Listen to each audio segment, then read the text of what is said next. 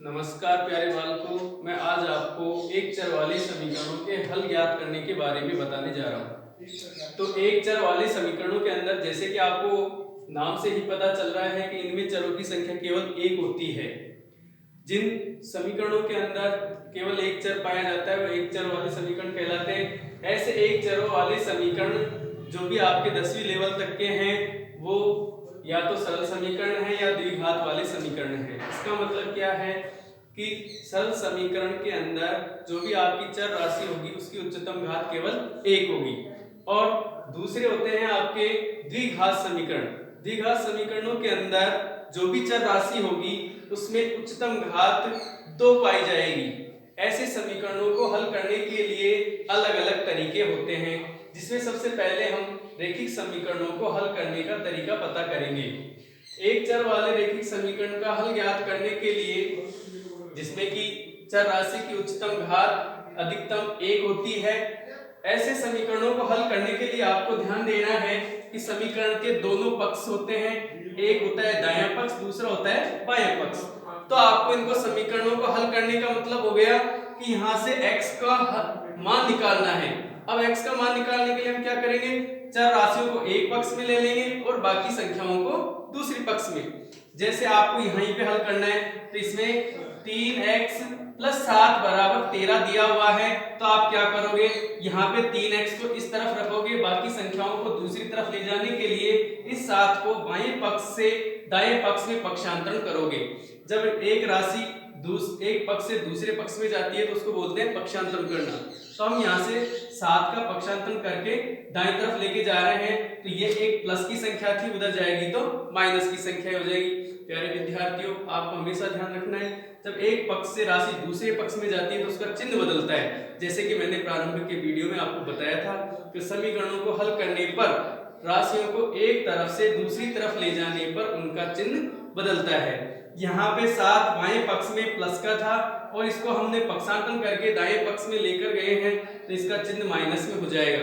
अब आगे इसको हल करेंगे तो यहाँ पे हल करने पर इधर तो 3x का 3x ही रहेगा, लेकिन दूसरी तरफ 13 में से हमको 7 घटाना होगा। जब 13 में से 7 घटाएंगे तो यहाँ शेष 6 बचेगा। अब इसको आगे हल करने के लिए आपको दिखाई दे रहा है कि यहाँ पे 3x दिया हुआ है। इस 3x में से हमको केवल x का मान निकालना है, तो इस 3 का पक्षांतरण भी दूसरी तरफ करेंगे। तो इसलिए यहाँ 3 गुणा में था, दूसरी तरफ जाएगा तो ये भाग में जाएगा। भाग में जाने का मतलब होता है बटे में। जब हम इस 3 का भाग 6 में देंगे तो इसका मान आएगा 2। इस तरीके से रेखिक समीकरणों को हल करके x की वैल्यू प्राप्त की जाती है। इसी क्रम में दूसरे प्रकार के हमारे रेखिक समीकरण इस तरीके से हो सकते हैं कि चर राशियां दोनों पक्षों के अंदर मौजूद हो। तब आपको क्या करना है, आपको प्रारंभ में बताई गई क्रिया थी कि सभी राशियां जो चर राशियां उनको एक पक्ष में रखना है, बाकी संख्याओं को दूसरे पक्ष में। जैसे कि आपको दिखाई दे रहा है कि 2x + 7 = x + 5 है। तो आपको क्या करना है, दाएं तरफ से इस x को उठा करके इस 2x की तरफ लाना है। जब भी राशियों का आप पक्षांतरण करोगे एक पक्ष से दूसरे पक्ष में तो उनका चिन्ह बदलेगा। तो यहाँ भी इस वाले x को जब हम बाएं पक्ष में लेकर आएंगे तो इसका भी चिन्ह बदल जाएगा, प्लस से माइनस। इसी तरीके से इस पक्ष में से जो भी संख्याएं आई है उनको दूसरे पक्ष में लेकर जाएंगे। तो उधर के पक्ष में पहले से 5 मौजूद था और इस 7 को बाएं पक्ष से उठाकर हमको दाएं पक्ष में लेकर जाना है, तो इसलिए इसका भी चिन्ह बदल जाएगा, माइनस के 7 हो जाएगा। आगे आप देखो इनको हल करेंगे, जैसे कि आपको दिखाई दे रहा है कि 2x में से हमको एक x कम करना है, तो ये हो जाएगा x = 7।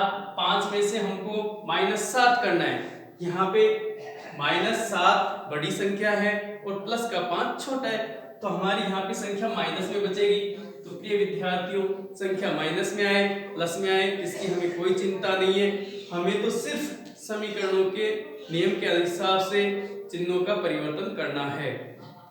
और अंत में हमारा इस समीकरण को हल करने पर मान आता है x = -2। इस प्रक्रिया से आप समझ गए होंगे कि रेखिक समीकरणों को हल करना बड़ा ही आसान होता है। सिर्फ आपको जो ध्यान रखने की बात है वो यही है कि जब भी आप किसी राशि को एक पक्ष से दूसरे पक्ष में लेकर जाओ तो उनका चिन्ह बदलना ना भूलें। यहीं पर बच्चे अक्सर गलतियां करते हैं, कुछ चिन्हों को बदलना भूल जाते हैं। Thank you.